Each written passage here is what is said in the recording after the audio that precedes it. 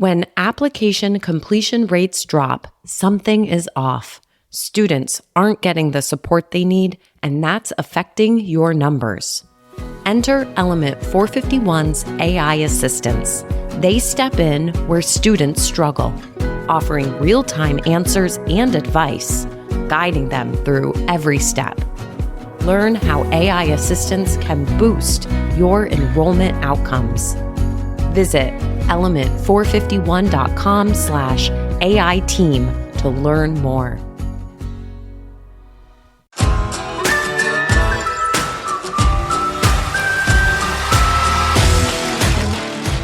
Welcome to The Application, a podcast focused on actionable takeaways to help you level up your marketing and enrollment management game. I'm your host, Dr. Allison Tercio, Assistant Vice President of Enrollment and Marketing at Siena College. Join me every Tuesday for discussions with some of the best minds in higher ed marketing and enrollment management. The Application is part of the Enrollify Network, a robust collection of podcasts designed to help higher ed professionals like you grow. Explore our other shows at enrollify.org or check out some of my personal faves linked in the show notes below.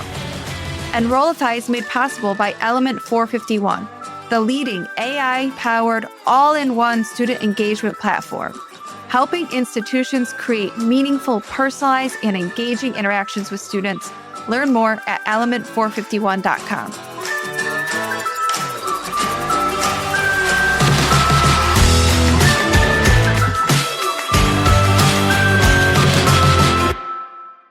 Today, we're exploring how storytelling can transform your institution's message into a powerful narrative that resonates with prospective students.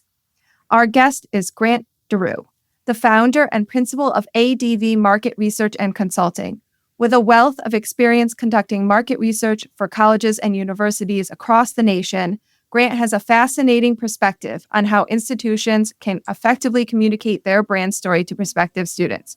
But before we get into all that, Grant, I've got to ask, I heard you're quite the storyteller yourself, especially when it comes to creating tales for your 3-year-old daughter about a furniture store in Massachusetts. How did that end up being your go-to story for your toddler?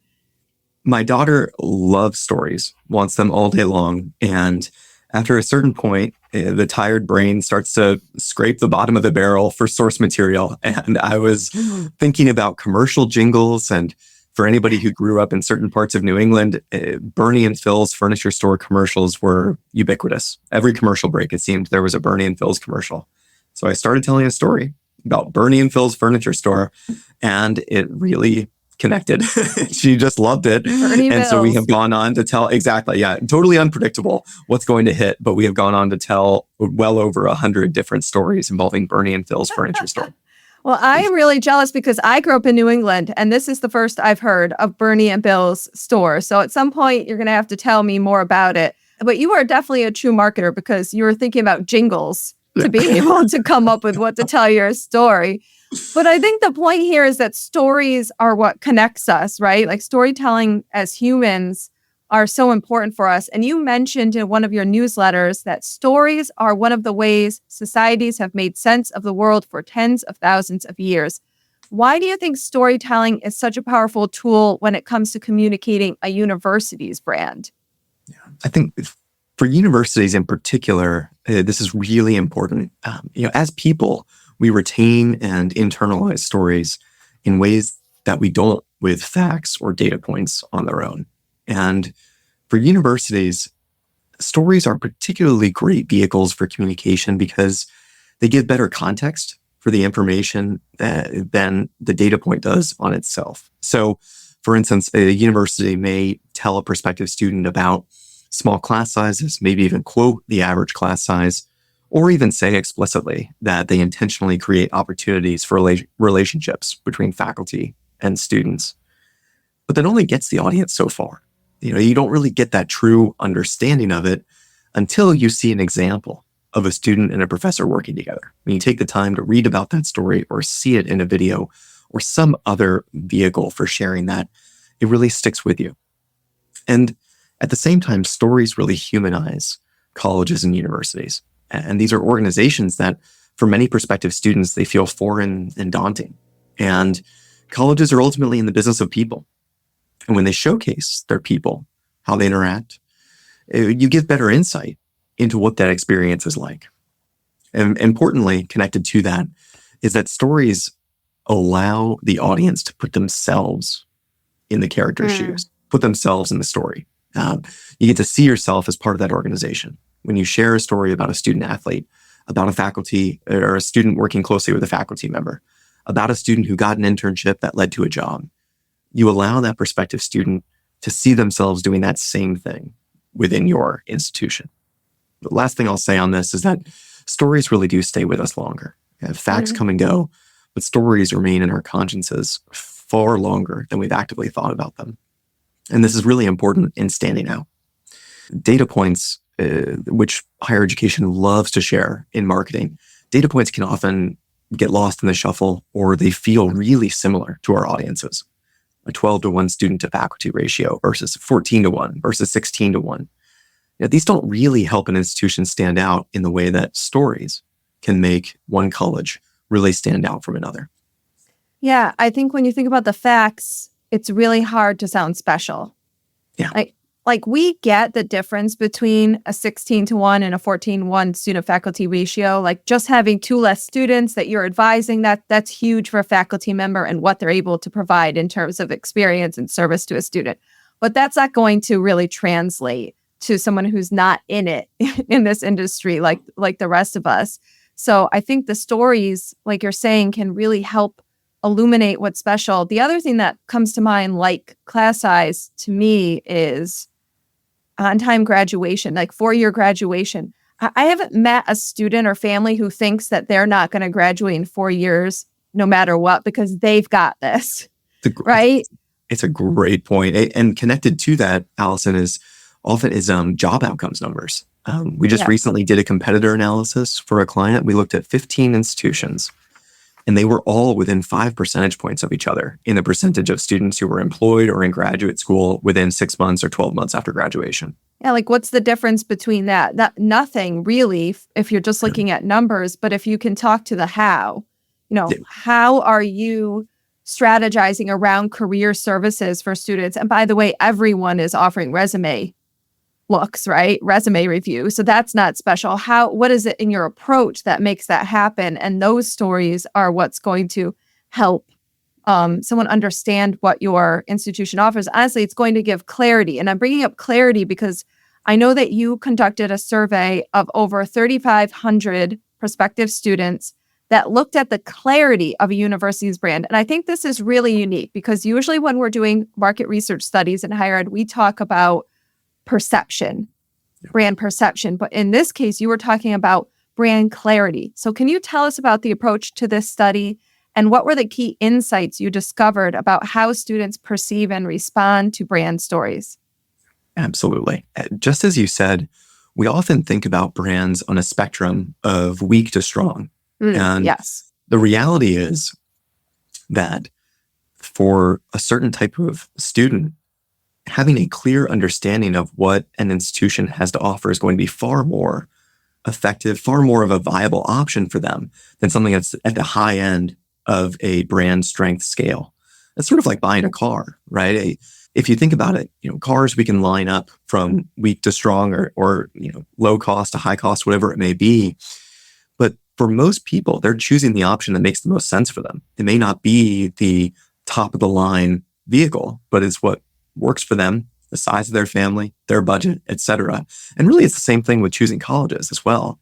And it's the clarity then of what students can expect of that institution and the experience that they have to offer that can be really impactful in getting your message across to your target audience. And so that was what we were trying to explore in this work. And we wanted to understand how well does the market know the experience that they can expect at these institutions and the types of students who go there, and basically the clarity of that brand story. And when we think about brand stories, and if we accept that a brand does have a story to tell, then within that, the story can be broken down into plot and character. The plot is the educational experience that the institution has to offer. The character is the type of student who goes there. And so we had all these different thoughts kind of swirling around in our head, and it all connected too with this classic marketing principle from Seth Godin, which is people like me do things like this, right? That's what marketers are trying to get across to their audience. People like me, character, do things like this, plot. And so we looked at this, and as you said, we were able to survey over 3,500 prospective students from around the country, from a variety of different backgrounds, perspectives, and intended institution types. And we really wanted to know 3 questions. First, how clearly are colleges and university brands understood today? And connected to that, are there differences between different types of institutions? And are there differences in clarity between the plot and character? For instance, are some institutions better understood for the types of students that they enroll than the types of experience that they offer? The second research question was about the effects of brand clarity. Essentially, does the clarity of an institution's brand have any bearing on enrollment-related metrics like retention, discount rate, net tuition revenue, draw rate, etc.? Because ultimately, if there's no impact, then this is just sort of a nice to know number. We wouldn't be talking right now. Right, exactly. And the third research question was on how institutions should be telling their brand stories. We wanted to know, do students prefer that colleges communicate their brand stories through a focus on the plot, i.e. the educational experience, or through a focus on the character, i.e. finding affinity with the types of students who go there? And are there differences in preference between different student types? That's what we wanted to know. So let's start with the plot versus character, because I already know the results were that the students tend to prefer plot. That's more important to them than character. So can you talk us through that a little bit? And how does that play out for someone working in enrollment marketing, that knowledge? Exactly. Just like you said, that was one of the key findings of this research, is that ultimately prospective students tell us that a focus on plot is far more important to them than a focus on character. So, i.e., a focus on better understanding the educational experience is more important than finding affinity with the types of students who go there. I was so shocked by this when I read this, because also I know that you had, for instance, an HBCU in the schools that you were doing. So I thought at least an HBCU, which is so tied to identity, would come out that way, but it didn't. Exactly. And that was a remarkable finding. Just as remarkable as that was that there were no significant differences by any demographic variable, not by gender, by race, by household income, by GPA, by even intended type of institution. There was not a single difference, and the proportion of importance placed on educational experience versus finding affinity was almost exactly equal across all of those groups. And so it's amazing. And what it tells me is that there is an almost universal preference here for understanding what the educational experience is going to be like. And I think that part of this has been brought about by a few trends in higher education over time. I do think that the rising cost of college has placed greater focus on the educational experience. Essentially, the stakes are higher in finding that right fit, in finding the educational experience that's going to be a good fit for the student, but also is going to lead to that desired outcome. So I think that's part of it, placing more focus on that. And the other thing here is, I think as you communicate your educational experience to your target audience, in the process, you send signals about the type of student who is drawn to that. So, for instance, if I were to describe for you a college and just say a few simple facts about it. It's a STEM school. It's a place where students build watermelon catapults on Friday nights. And it's a place where 90% of students have a job offer before they graduate. Those are 3 relatively simple facts. But you can already intuit the type of student who goes to that place, right? You can build almost a persona about that person. And so by focusing on the educational experience, you end up simultaneously communicating to the audience, the person who goes to that school as well, the person who's drawn to that experience. And so I think you can end up sort of doing both in a way. But I think ultimately for marketers, I think the implication is The focus needs to be on communicating as clearly as possible. What can students expect in the classroom, outside of the classroom, from student life, faculty-student interaction, experiential learning? What is that experience going to be like? And the more detail and greater clarity you can provide on that, the more information you're going to end up communicating to the audience about their fellow students who are also going to be drawn to that experience. Yeah, it's not about ignoring the type of student or ignoring your community and who you are. It's just that's not what you're leading with to explain all of that.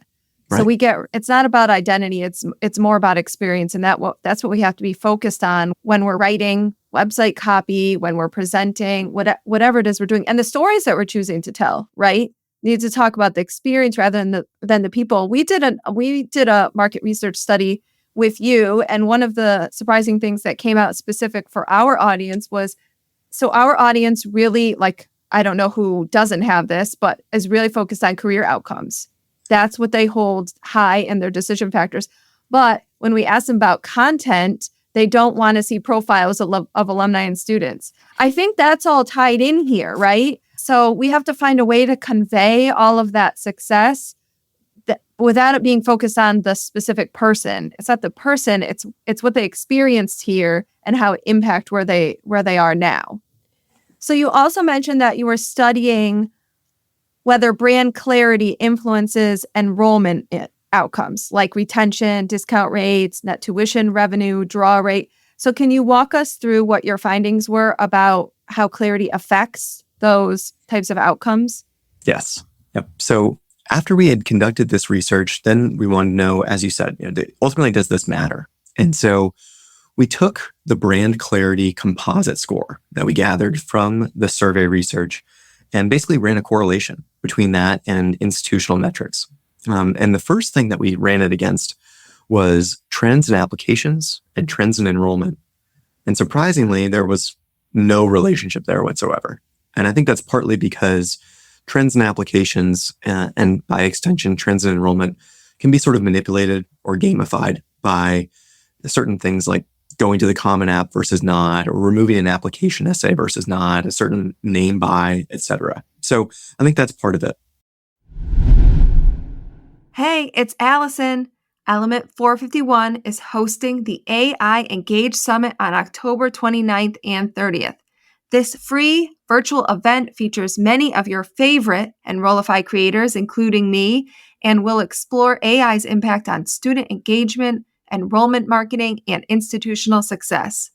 Learn how to tap into the power of AI to enhance student communications, personalize the admissions process, support at-risk students, and more. Plus, hear directly from current students on how AI is influencing their engagement and experience of campus life. Don't miss my session on how our team at Sienna uses AI to craft personalized communications for students and parents throughout the college search process. It's at 2:30 on October 29th. The AI Engage Summit is your guide to understanding and applying AI at your school. Registration is free. Visit Element 451 to save your spot. Now back to the show.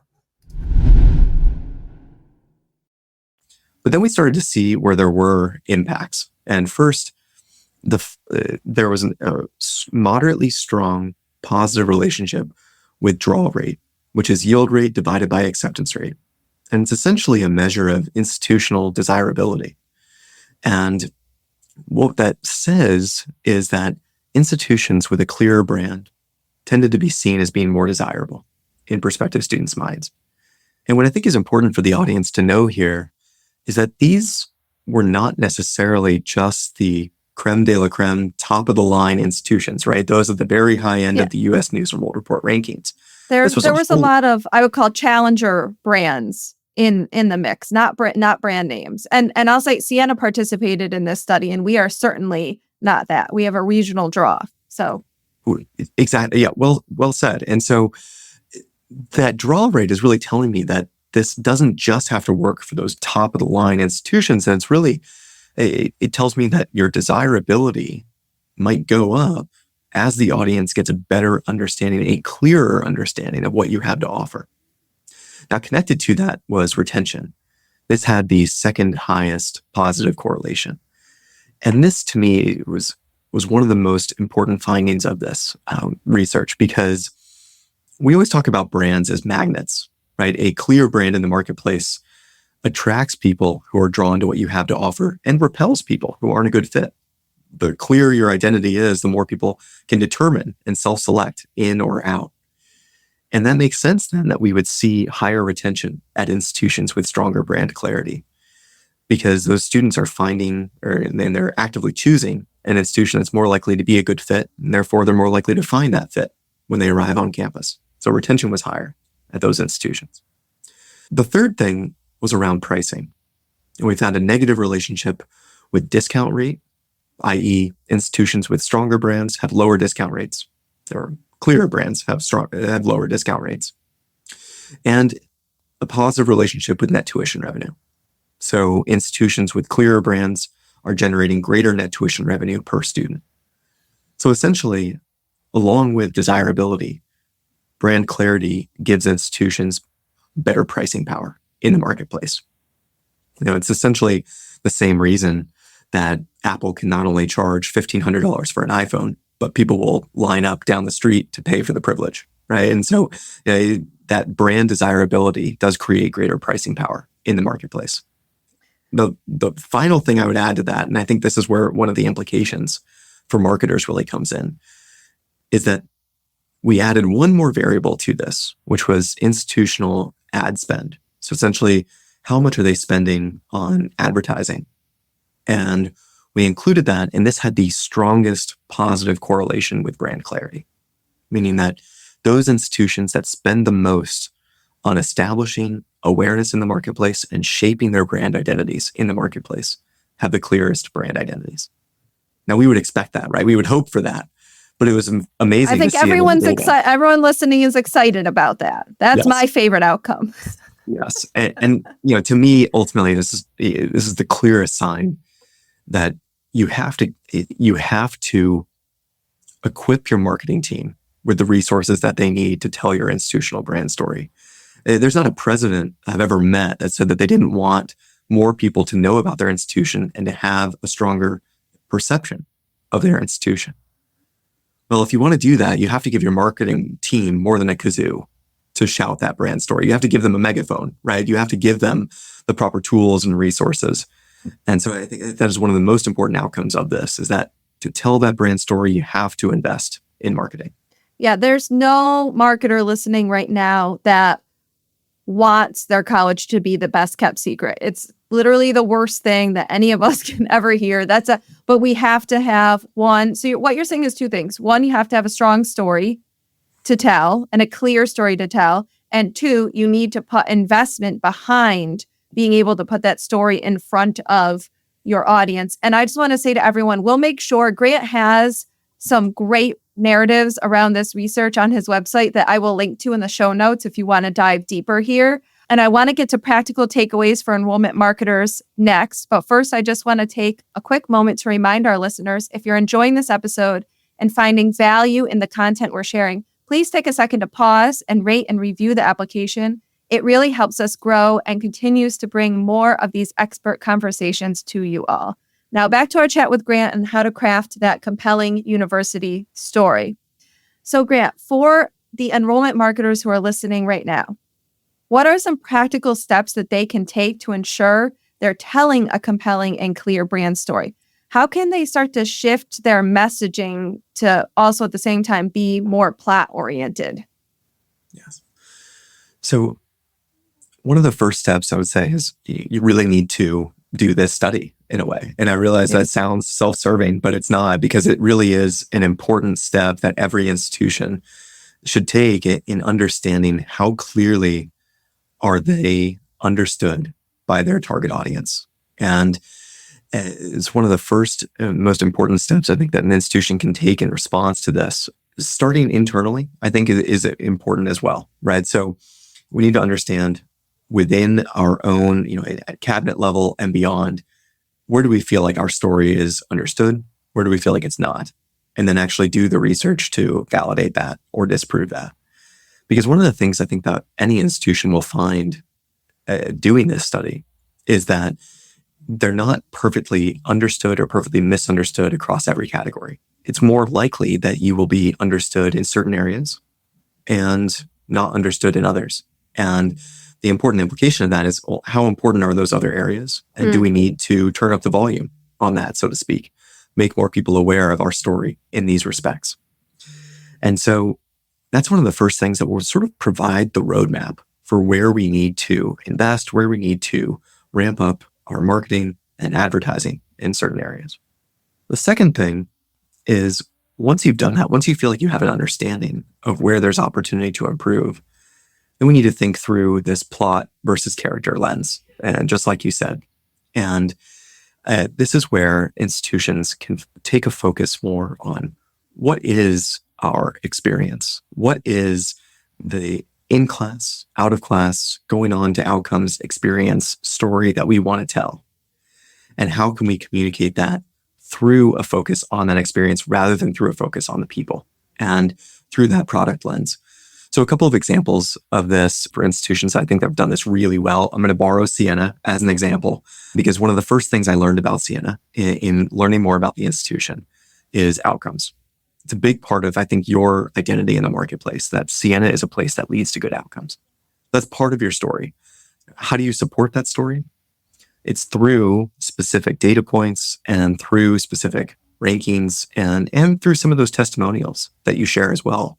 When you sort of go one level deeper, I look at the rankings that you have around being number one in the state for jobs, or your outcomes rate, the connectedness of alumni to Siena undergrads and how that relationship benefits current Siena undergrads. There's a lot that supports that story. But at a higher level, as an institution overall, you have really elevated outcomes to being paragraph one of your messaging. When a prospective student is introduced to Siena, outcomes is right there. One of the very first things that they learn. And they do it through career services, through that alumni connection, through career-oriented academic programs, through experiential learning. You have a lot that supports that. And it comes through really clearly in that experience and how that leads and ultimately builds to that story. So I think there are a few different ways that an institution can kind of transition their thinking from being people lens to product lens. But I would also offer, Allison, I'd love to hear how you've thought about this question as well, and particularly at Siena, on the basis of this research or otherwise, through telling the academic story or thinking, how do we have that more plot-focused lens in how we tell the Siena story? Yeah, I think we have a lot of great facts and rankings and those data points, right? So we have that as a foundation. But what we're really working on now coming out of this study, and I should start by saying, by the way, that improving our clarity score is actually in Siena's strategic goals now. So we're finding this to be a really fruitful initiative to be focused on brand clarity.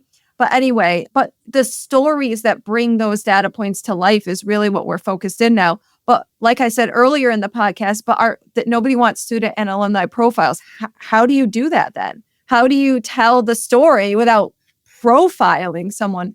One of the things that we're working on is some content around things like best advice from a top CEO, so that the content tells the story and gives information and content that's really valuable to prospective students and, by the way, current students, but also illuminates this great alumni who's a CEO and what they're doing and what they were able to do out of their Siena degree. So we're looking for creative ways to tell the story. A story about faculty research is really hard to get received by students, prospective students, right? So we're trying to talk about, to what end? What's the result for the students when the faculty are really well known in their research areas and they're experts on these things? What's the benefit to the student? So that's really what we're working through right now. But I think thinking in those ways, how can we tell a story that's content people care about rather than a profile of someone? And secondly, always trying to get to the benefit. So this is really about features versus benefits, right? We all know the features of our colleges. How can we use stories to translate what the benefits are to the students who might choose to enroll. Yep. And as you were talking, it also brought to mind, I think one of the first things that an institution needs to do as well is be very real about which aspects of our story matter to our target audience. Yeah. And you mentioned this. There's a desire to convey what makes an institution unique. But sometimes what makes an institution unique, it doesn't matter to the target audience. And that can be difficult to reconcile. It can be difficult for some people to hear. But when we're talking about marketing and enrollment management, which ultimately is what this is all about, is the ultimate barometer of success, right, is enrollment. And when we're talking about that, we have to convey the information about us that our audiences want to hear, and that ultimately is going to move the needle for them. As consumers, we don't always buy what makes something different, right? It's what makes it special. It's what the organization has to offer that resonates with us. Now, what is different about a college may also be special. Colorado College is a great example of that, right? One class at a time that is both different and special to their audience. But I can't tell you the number of colleges that have said, we are the only school, or we are one of 7 schools that have, this type of fountain on this part of campus in the region of the Northeast. And it just doesn't matter to the target. I think we're special because we don't have a fountain. Yeah, there you go. Because I do a lot of college tours, and we always look for the clock tower, and we always look for water features. We don't have either. Yes, exactly. So that needs to be clear as well, because those are part of the story, but sometimes it's not the lead message in a story. Well, I also think stories are what will help you sound and feel special to your audience, right? Yes. Because no one's going to have the same story of that data point, of that fact, that you will. Only your institution is going to have that story. So I think that's what's empowering about all of this, is if you can find a way to tell it in a story, people are going to remember it, and it's going to feel special to your institution. So they're really the ideal vehicle for making that happen. Yep, that's exactly right. Grant, this has been incredibly insightful. Thank you so much for sharing your expertise on how institutions can harness the power of storytelling to strengthen their brand and enrollment outcomes. For our listeners, if you'd like to learn more about Grant's work or explore the findings of his research in detail, you can check out ADV Market Research and Consulting.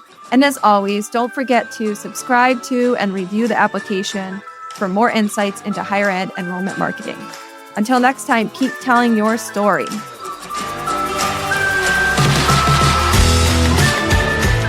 The application is part of the Enrollify Podcast Network. If you like this podcast, chances are you'll like other Enrollify shows too.